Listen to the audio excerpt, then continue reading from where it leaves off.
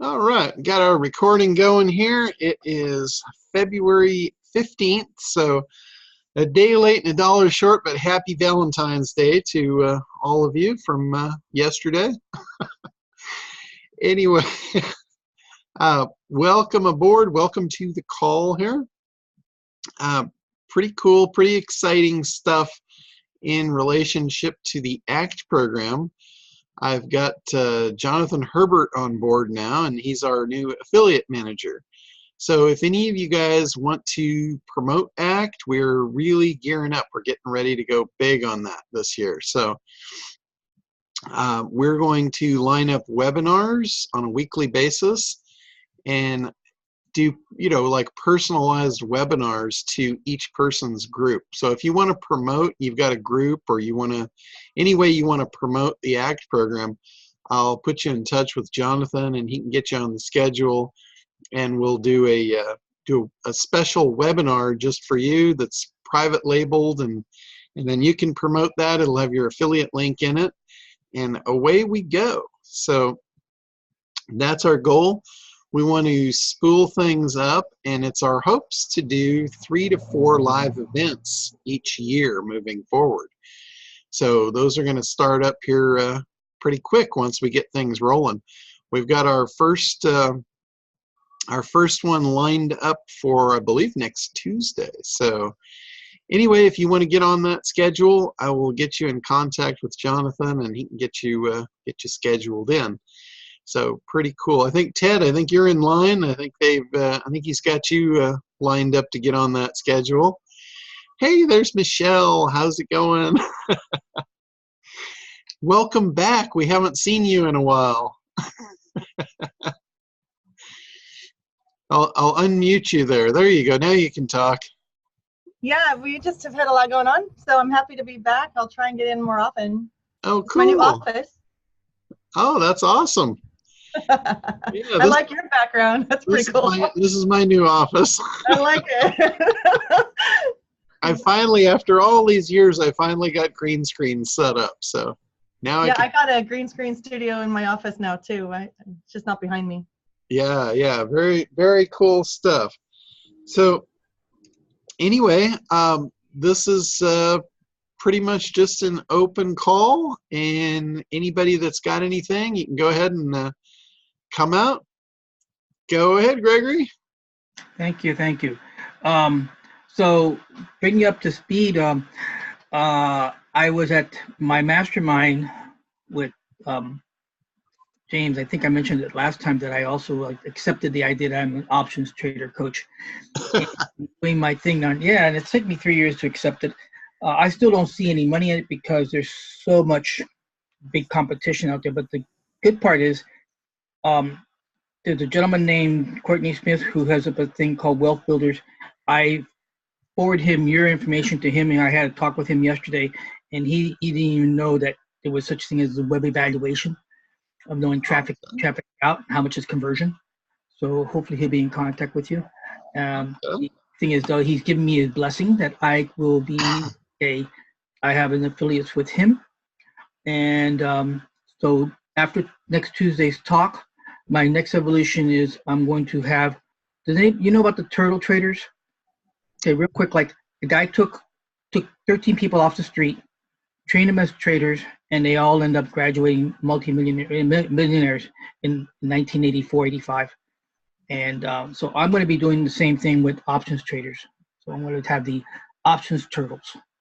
Oh, that's cool. After Tuesday, and it's just a limited number of people to see how it goes. And so that's my evolution. And I thank you very much for your continuing support. And that's pretty much it. Anybody else? Your turn.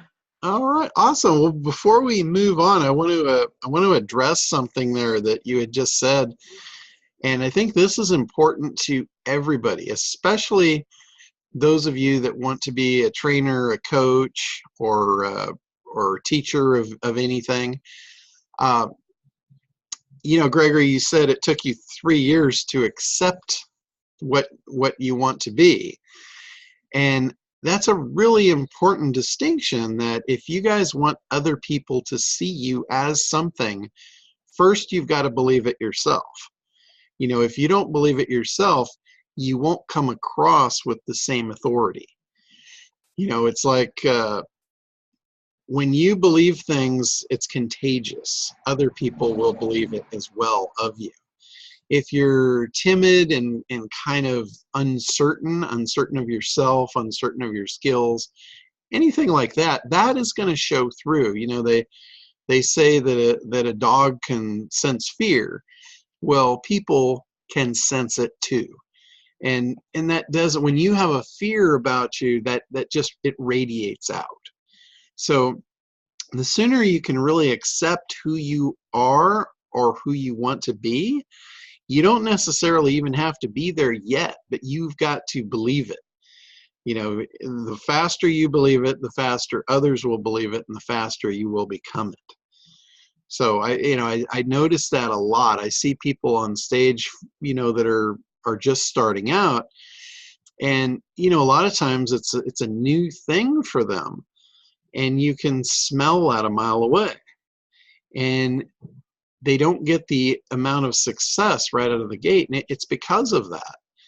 You know, when you come across as the authority, like when I go into a client, let's say I'm going into a major manufacturer and they're hiring me in as a consultant, or I'm going in at, you know, as an interview, even if it's online as a consultant. If I don't come across with the confidence that I know what I'm doing, I am not going to get that job. And what I have learned to do is come through with the confidence that I know 100% that if I'm there, it doesn't matter what the situation is, I'm going to be able to figure it out.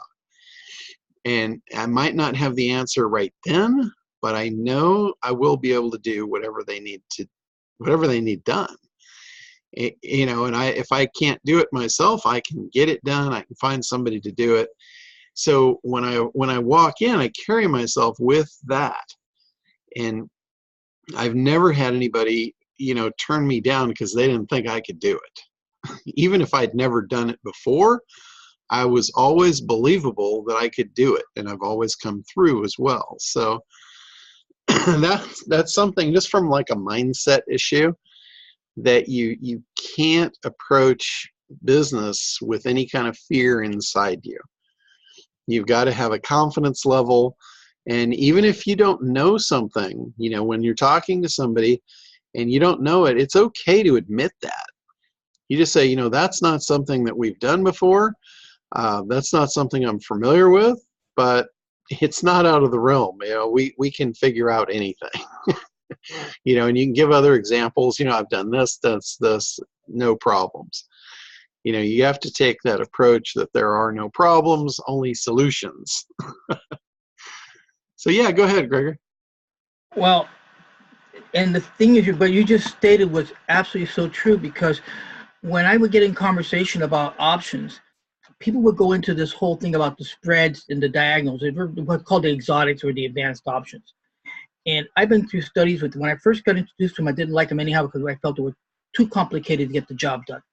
Then when I got into deeper studies, and you have to take classes anyhow, it reconfirmed, even after the last option class, it's a lot of work for not the return that you can get doing the simple straight stuff. And then it dawned on me, the reason why a lot of schools don't want to push the simple straight stuff, it's because they can't justify their higher fees to say, we're going to show you more stuff about making money in options. But they don't come back and tell you the real truth is that if you do an ROI between straights and advances, straights make the big money. That's where I made my big money in January. And I fell off the horse. I'm done. I made 60, I dropped 40, but I'm still ahead 20. But the bottom line is that now when I get in conversation and I say, I don't know that, now I can say, I don't coach that for this reason. And now I have my justified reasons. I'll move you off the video. Too many hand movement. Understand where I'm coming from is that now, instead of saying in the earlier days, I don't like spreads, and I couldn't explain why, then now I can say I don't like spreads because of the amount of work that goes into determining it, the return that you get out of it, and you still have the same risk factor that you would have just plain doing straight calls and puts. So thank you.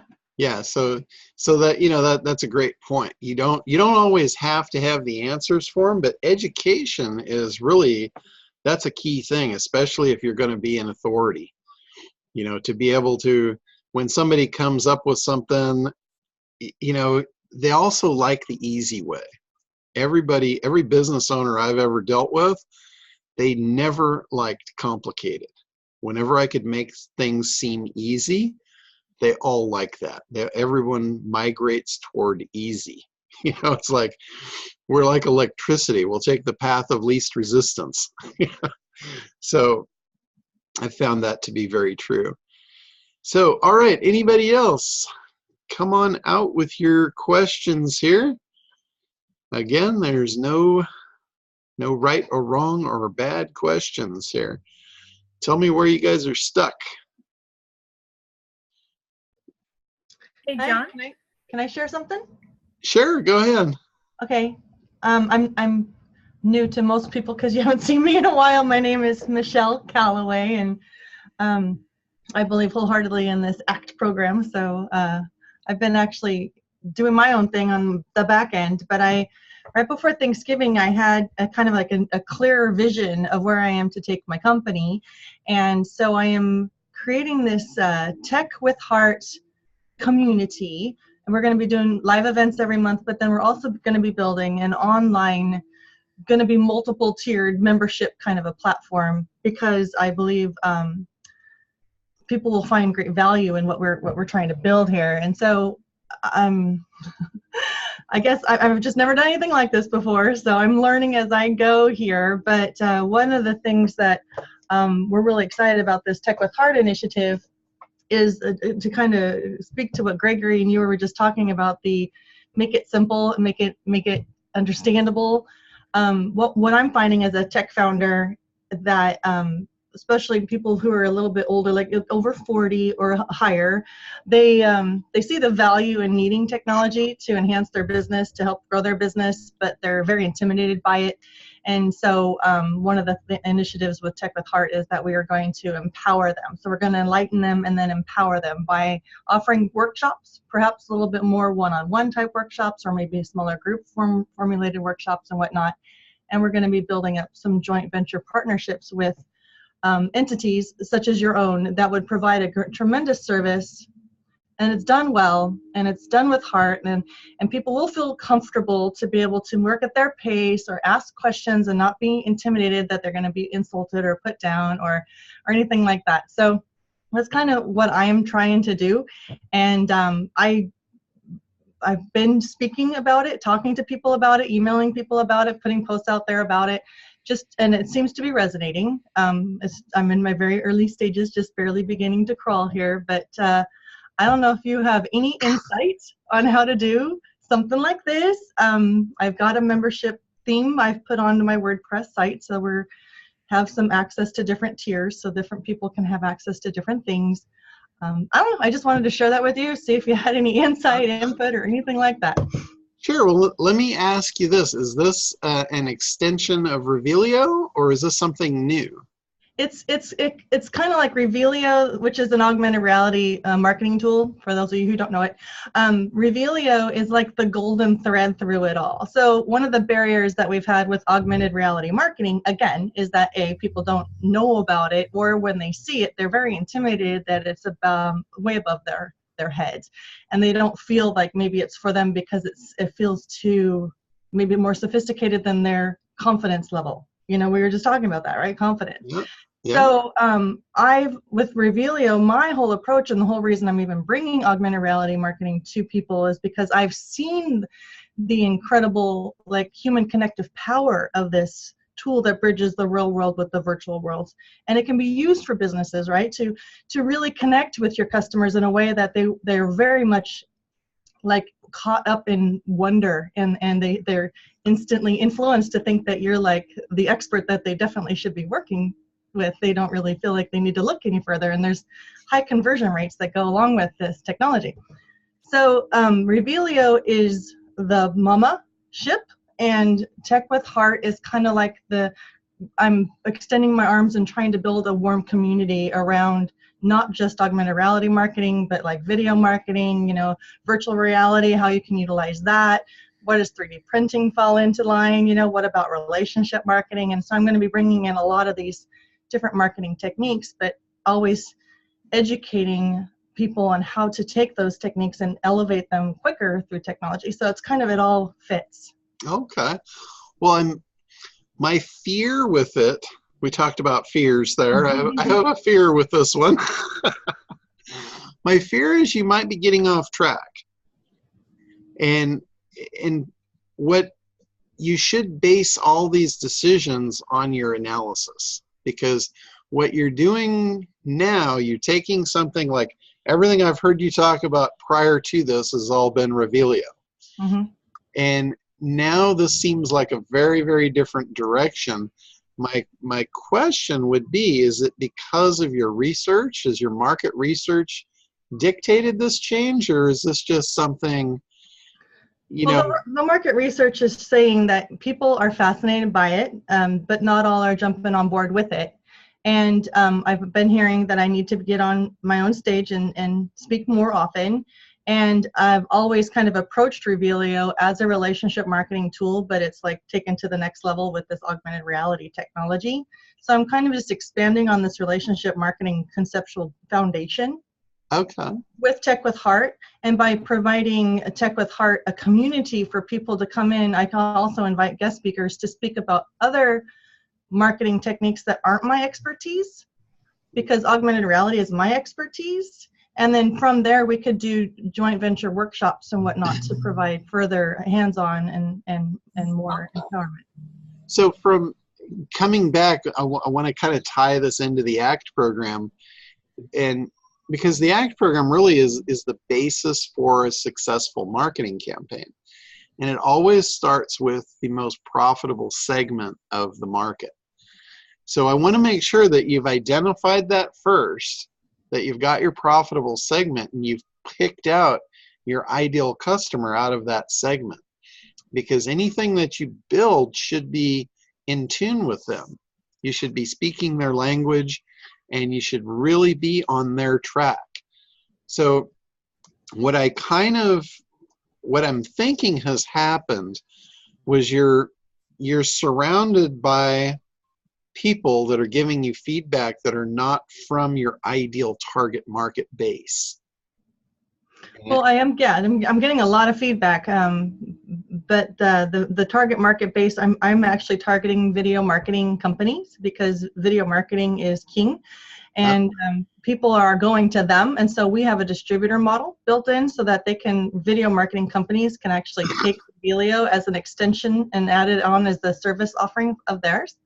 And so they're actually loving it, and they're loving the fact that also that this Tech with Heart community could perhaps bring even more clientele to them that may not otherwise find them. Okay. So as far as the target market for you, are you looking to get more of these like ad agency companies to spread your thing out, or are you looking to go direct to all the people that are looking to do video marketing? No, I'm looking to partner up with the video marketing entities so that they could then reach out to their clientele. So they provide the educational element, because that's another barrier. People need to learn about it. Okay. So I am definitely still doing that with Revelio through online targeting and lead magnets and webinars specifically targeted to that market. But I'm also then including and offering them to partner up with Revelio on this Tech with Heart initiative as well, so that we have different video companies within different cities, so that people, if they want to get local video work done, they can do that. Okay. I just wanted to make sure you weren't No, I appreciate it. off the rails. So, because when you get into the creation piece and you start creating, crafting your offer, what you're going to need to do is you're going to have to keep that one person in mind, who the ideal client is, of who who you're creating this marketing campaign around. Funnel, whatever you want to call it. It's basically, it's a marketing campaign. That was something that's come up over the last few weeks, is a lot of people don't really know what a funnel is. They think it's this electronic thing, and they think it's just one thing. And like we had Chris on here a couple weeks ago, and he described a perfect funnel, and he didn't consider it a funnel because it wasn't online. Oh. But I just want to kind of clear that up a little bit for you guys. A funnel really is a sales process.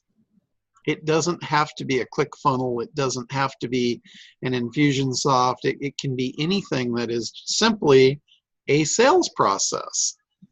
So you guys could have an awesome high converting funnel that's not even online.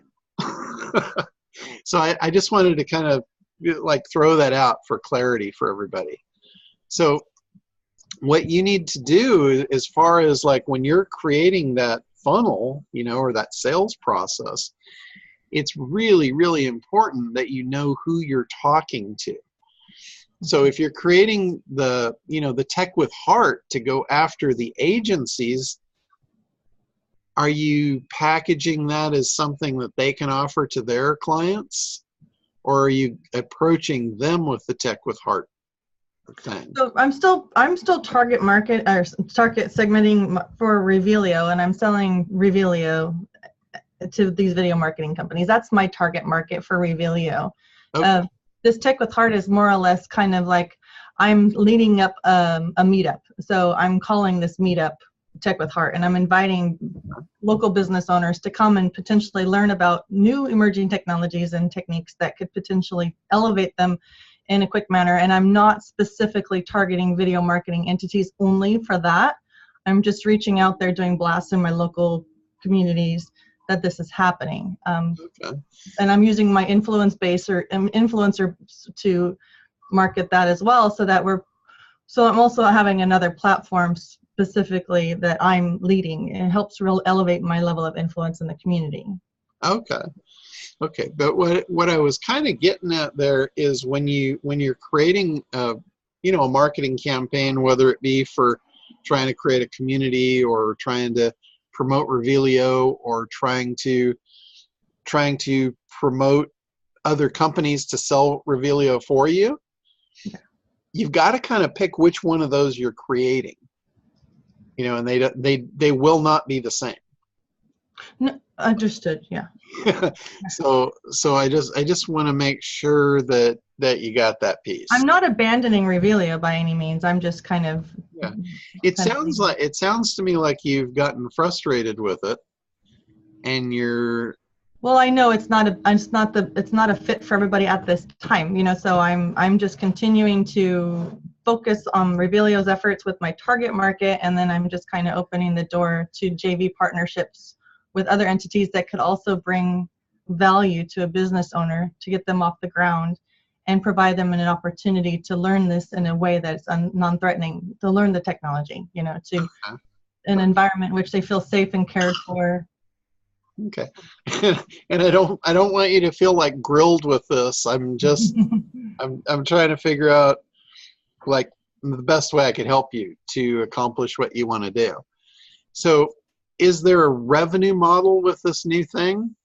Yeah, that's going to be the JV partnerships. Like if we provide our members with a partner list of vetted companies that we believe are heart-centered, that are also providing a valuable technology service or a technique that's going to elevate their business, then those JV partners would provide an affiliate kind of fee. So everybody would be kind of like benefiting everybody it's a referral network essentially.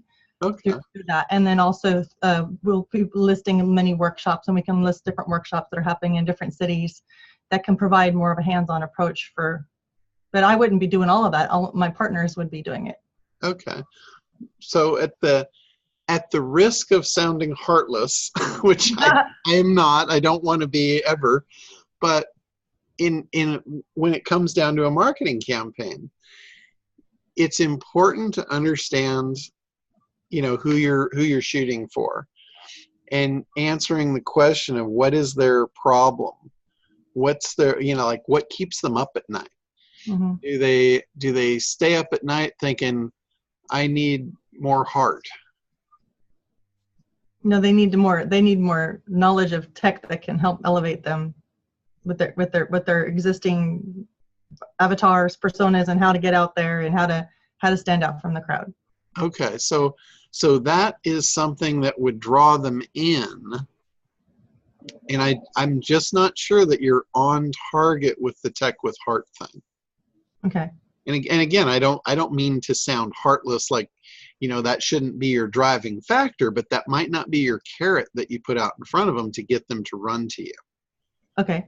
It's really important that you understand what's important to them, Mm-hmm. because every time I've done this myself in business and I've done something that I thought was really cool and meant a lot to me, it didn't matter to anybody else. and it's always, for me personally, and I know for a lot of people I've seen do the same thing, generally it's a very steep hill and it doesn't go anywhere very fast. Things move fast when you figure out the market and what they want and you get in alignment with it. So I would really, unless your market research dictates that that's the right way for you to go, I think you just need to take another look at, am I really going to be able to build a campaign around this that's going to draw the people I want into this situation? So well, I'm wondering, because I've been talking about this for months and months and months, and people are buzzing about the idea of having a place where they can go and learn about new emerging technologies in a safe environment. They actually have given me feedback saying they like the people that this type of an event draws, yeah. And then they also value the learning ability to learn about new technologies, and then yeah, I don't have any doubt about that. That I'm pretty sure is a viable thing. It's just the way you're looking at branding it, tech with heart. I don't know that that's going to really grab them. Yeah, it's been interesting because in this day and age, people are fearful that technology is going to replace them, and so we're actually coming at it from the humanitarian aspect of, let's make tech work for us. Let's call it tech support for humans. We're providing, making humans be supporting, making tech support humans rather than, it feels very threatening with the artificial intelligence and all of this. Yeah. So I think that's why, at least I'm hearing people are saying that they really, really like this concept or this initiative, because yeah, I think there is definitely a fear that we're going to get replaced. And a lot of people are, a lot of people have been replaced already, with different automated processes. So I totally. Well, even as business owners, to be able to just continue to look at technology, but then find a way to really still stick with the core human need of connecting with one another as human to human. There's ways we can use technology to do that rather than being so robotic, so Autobots, So with this AI, it's very off-putting to many people, and they're done. They're just like, I don't want to have anything to do with that. But then when they hear that we're coming at it from a heart-centered human-to-human connection perspective, are they seeing Revelio as an AI type thing? No, they're actually loving it when they see it. They're like, wow. See, again, because what it does is it brings that human-to-human connection by being something that you're able to connect to the digital world when you're in the real world environment. They're really loving that powerful ability to bridge the two worlds together and make that impact and make that influence, top of mind. Because I see Revelio. It's a really cool thing for any of you guys that haven't seen it. It's like on your computer or on your device, your mobile device or something.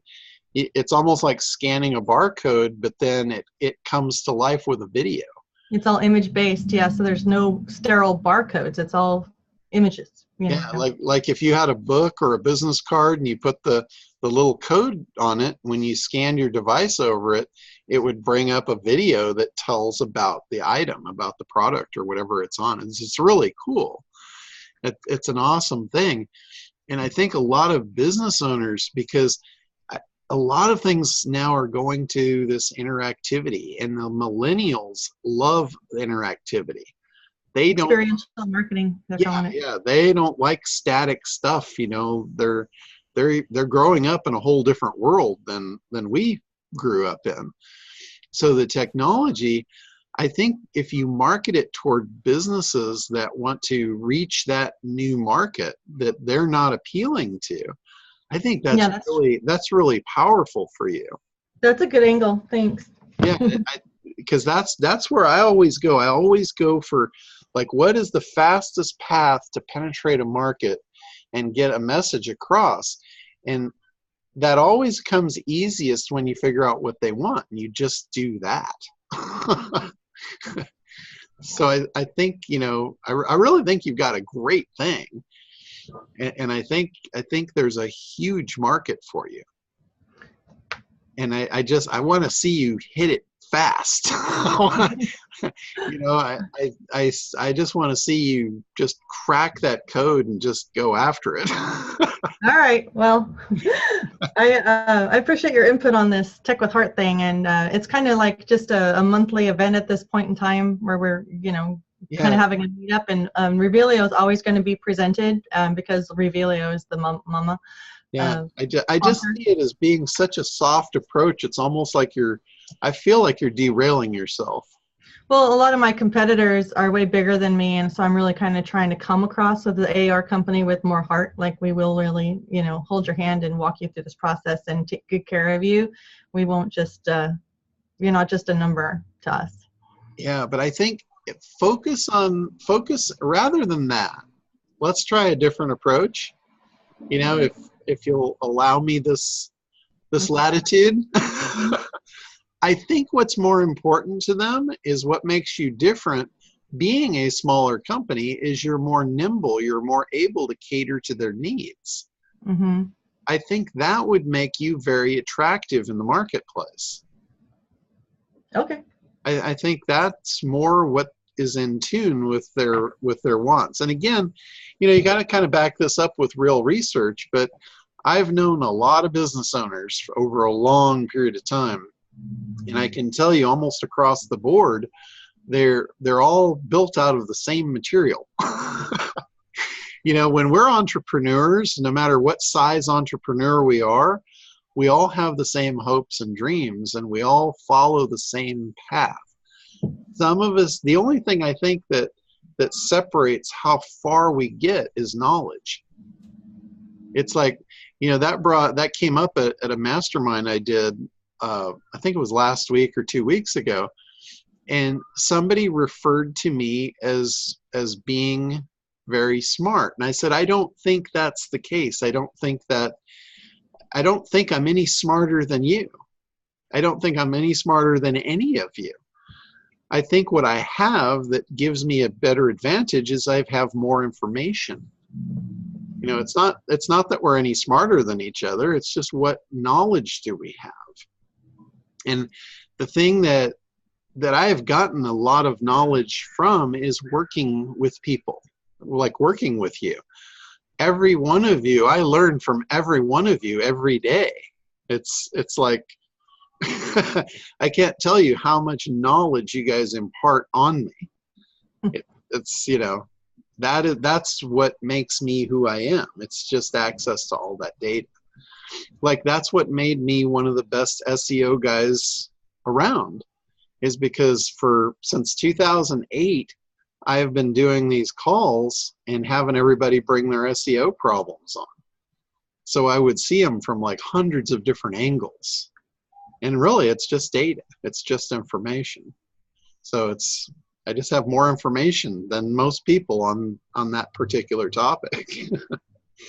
So when I say that, it's coming from that information. I'm just sharing, what I've learned over all these years from all these people that have dropped it on my doorstep.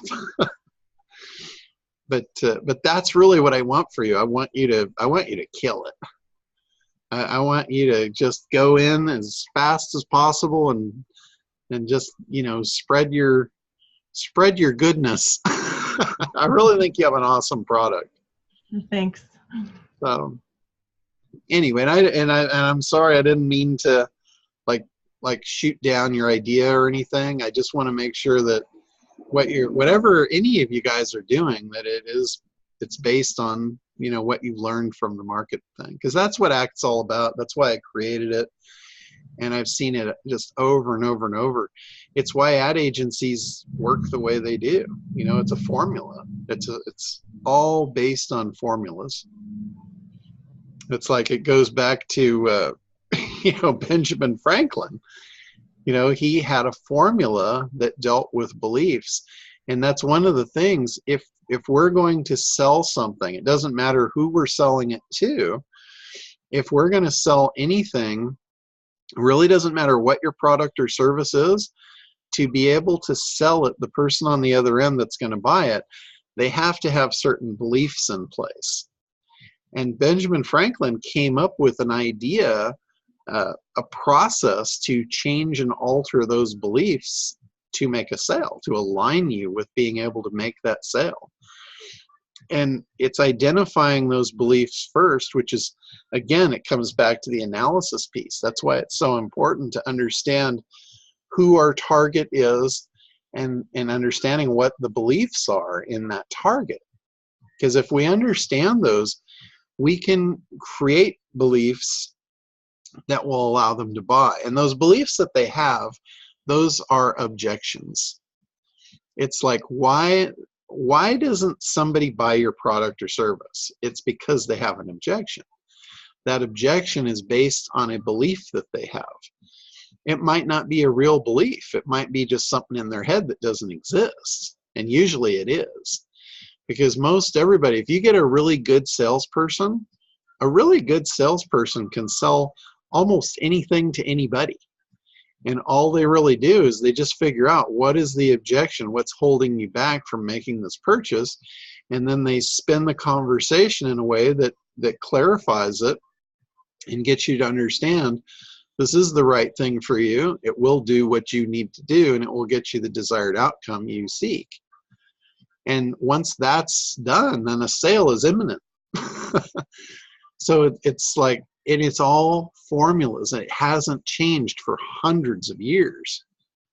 It's like, we as people, we really haven't changed. The only thing really that's changed is the technology around us and the delivery mechanisms. But the sales process is the same. It has not changed. It's delivered differently. You know, we have electronic devices now to deliver our messages. But if you go back, let's say we went back hundreds of years and we tried to make a sale based on the way a lot of us try and sell today, and it wouldn't work back then, it's still not going to work today. So that's why, like with an online marketing funnel, we don't have the ability. It's a different delivery mechanism. We don't have the ability to do what a real salesperson could do in the past. We have to understand who we're talking to. Like a good salesperson, it doesn't matter. You can drop them in any room with any person, and they're going to ask the right questions and figure out who they're talking to and what they want. And they're going to adjust the conversation based on that. Your marketing funnel, your online marketing funnel can't do that. It's not that talented. Talk about heart. It has no heart. All it has is logic. So you have to be the one with the heart to figure out, what does that conversation need to be? When you can put heart into your marketing message, you're going to sell some stuff. So that's you know, that's where the heart belongs. Gregory says the Tin Man. So, you know, that's where, you know, you're right on the money with heart. You've got to have heart in marketing to sell stuff. But I don't know that they're going to put the combination together of the heart with the technology. Those two kind of are butting heads with one another. So anyway, you know, the other thing too, coming back to the formulas, there really is formulas for everything, you know, in marketing. The formula to overcome that objection is claim proof benefit. It's making a claim contrary to their current belief that's in alignment with the belief that they need, and then following that up with proof so it's not just you saying it. Because, everybody knows anybody can say anything, and that doesn't mean much. When you follow it up with proof points, now all of a sudden that statement that you made comes real. It's a reality, and then you follow that up with benefits. You tie that belief that's now true to the benefits of what they want, their desired outcome. And I like to three-dimensionalize that with the hear it, see it, feel it. That's like one of the most powerful things. I think if Benjamin Franklin knew that one, that's kind of one that's evolved over the decades. I think if he knew that one, I think he would have been unbelievably unstoppable. So that's that's some pretty powerful stuff, and that's just one formula of the whole thing. The other thing, I don't know if this is really a formula. I should probably figure out how to make it a formula, though. It's the idea of the part of us that buys is the heart. I know you guys have heard me say this. You have to seduce the heart, but then you have to convince the head. Those two things have to happen to make a purchase. The heart has to want something, and the head has to be convinced that the heart's not going to get broken.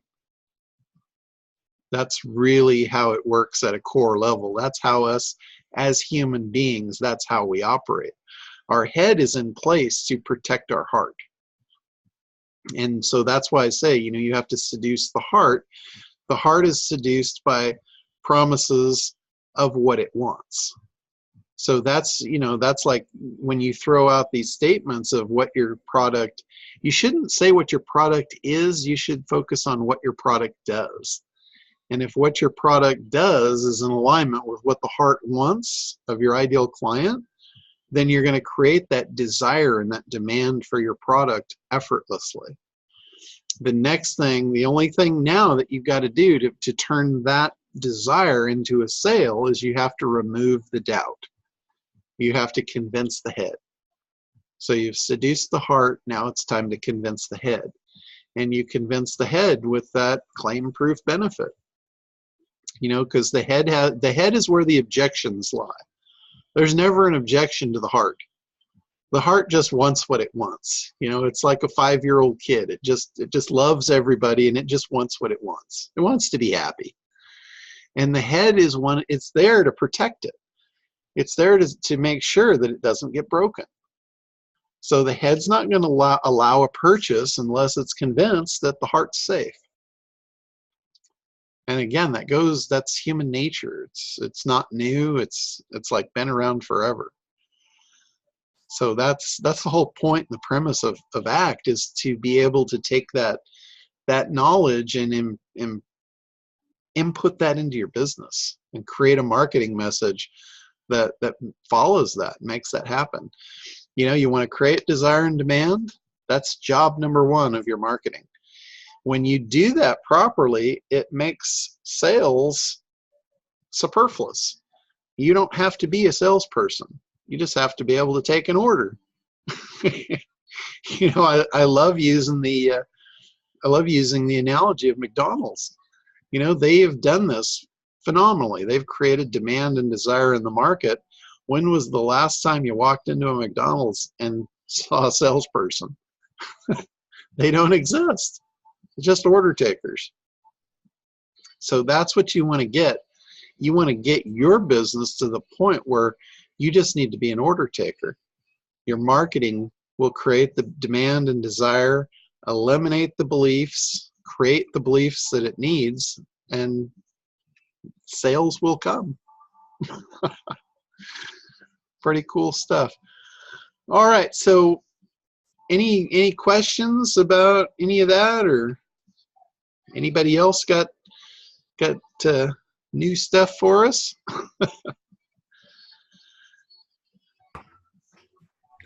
I've got a completely unrelated question. Okay, sure, go for it. I am working on trying to create a press release regarding a event. Okay. And I know earlier we were told we need about 300 words in the body. Is that where we need to be? Because Yeah. I'm struggling for words. Oh, you don't have enough to I do come up? not have enough. Right now I'm at 155, and I'm like, what more can I say about this? Yeah, press releases, they have to have enough meat to qualify for the press release. Mm-hmm. They have a lot of criteria about what makes a press release. So yeah, you should probably try and strive for 300 words. Okay, I'll keep working on it. Words are really easy to come up with. You know, if you've got, I think you're just running into a block. You know, you might have that like blank page block. Well, I've got 155 words, and I've got 3 links because I'm adding like where they can get their tickets and rules and stuff like that are links that they can go to. But So, then I'm thinking, what else can I say about this? yeah, and also keep in mind when you are writing for a press release, you have to write it as a third person. Right. I learned that one. Yeah. You've always, for anybody else out there, whenever you write press releases, they have to be written in the third person. They cannot be written in the first person. The only place where you can reference your writing as a first person is if it's in a quote. If you're doing a quote, then you can get away with it. But as soon as you start writing in the first person, it looks like an article, it looks like an advertisement, it looks like it's not a press release. So think about like when you watch the news, how the news reporters report the news.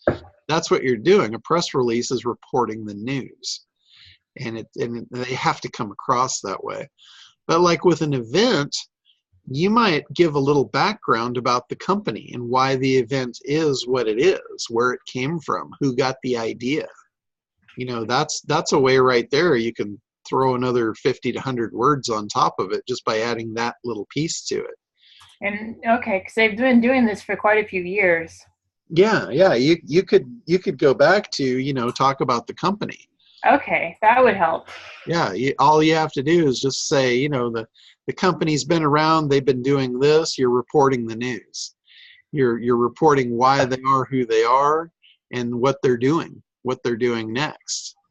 You know? Okay, that will help. I needed help here, so thank you. Yeah, absolutely.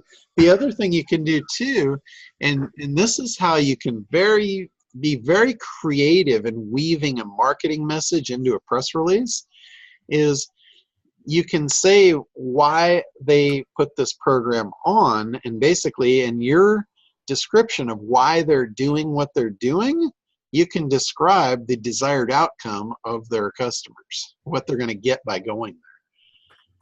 So that's kind of a sneaky way to weave that in from a third-party perspective. Okay. You could also share stats, like if they've been doing this for a long time, you might share like maybe some details about how many people they've helped. You know, what people's results commonly are that have attended this seminar in the past. Stuff like that. That's kind of a sneaky, creative way to turn it into a marketing message and still be in a press release format and get through the filters. Okay, well, I'll keep working on this, and I'll eventually get it over to you. Okay, awesome. Thank you. Good job. Keep on plugging there. That's what I'm doing. All right. Cheryl, I think it looked like you were saying something before and you were muted. So were you trying to say something before and I couldn't hear you? No, I was just talking. Oh, okay. Gotcha. And where are you? It looks like you're in a boat. I am. I live in a boat. Oh, that's awesome. That's really cool. I love boats. It looks like you're up in the wheelhouse. I am. That is my favorite place to be in the world. Where are you at? I'm in Huntington Beach. Oh, well, you're down by the water at least. Do you own a boat? Yeah, I'm actually dry right now. I've owned boats since I was like born. I was born into boats. Wow. Yeah, I So, just got into them about, I don't know, 15 years ago or 20 years ago.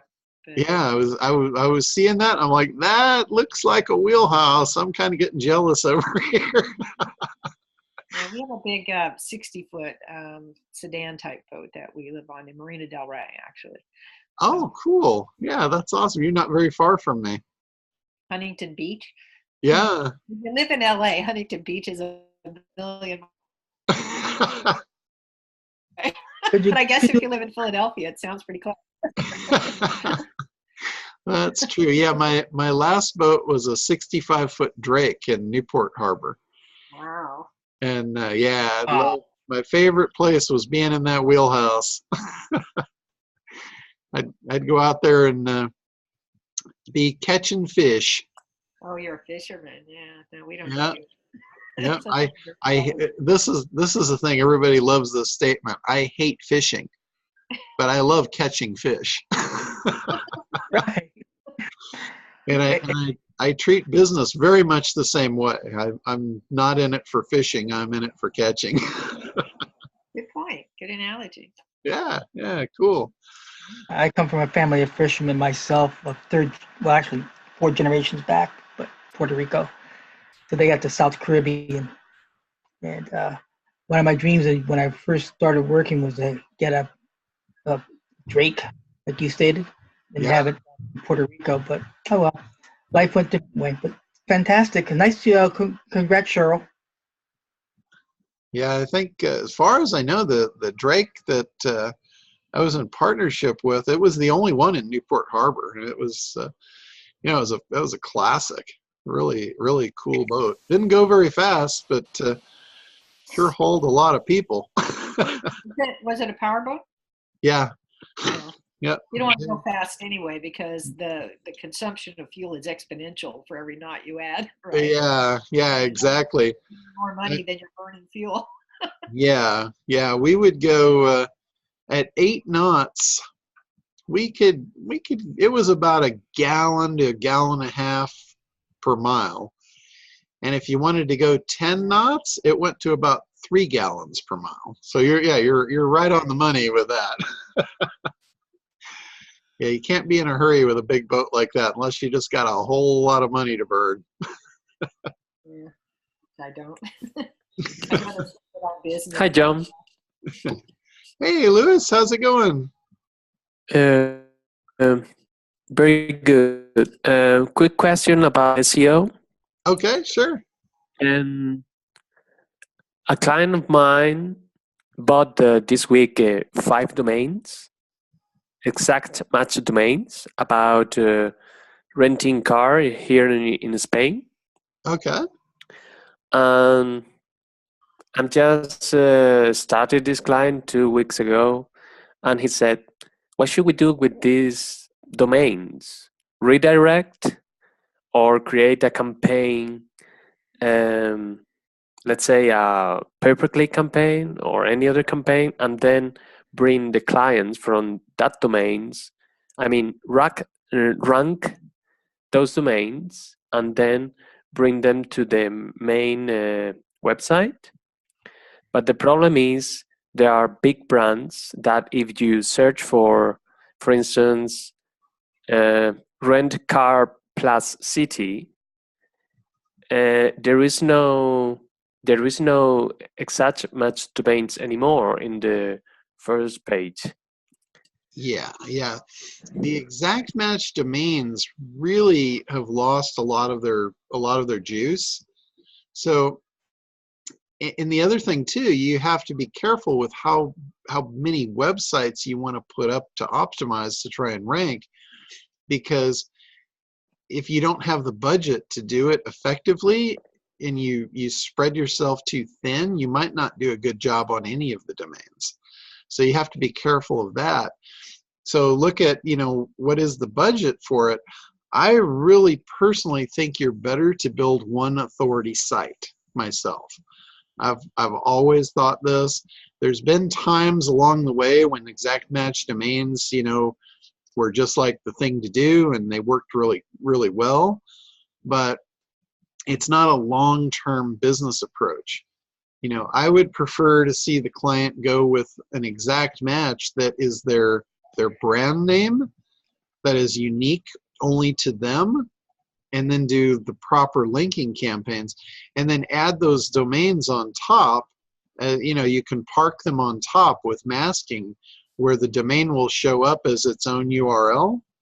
And that way, if it's just for that one keyword and Google decides, you know, it's going to give the exact match the, you know, the juice for it, then all of that goes onto your site anyway. So that's the way I would do it. The other thing, if they're really good domains, the other thing that you might try and do is you might try setting them up as like a private blog network. You know, you could do that. You could do that with them, and then just make sure that they all point in. But again, you're looking at budget, because if you're going to do a private blog network and you're going to create sites like that, those sites aren't really worth much unless that domain is authoritative and is ranking to send that link juice through. So to me, I would much rather, you know, create a solid business foundation from an SEO standpoint that's based on a brand. Brand linking is the most powerful linking there is at this point.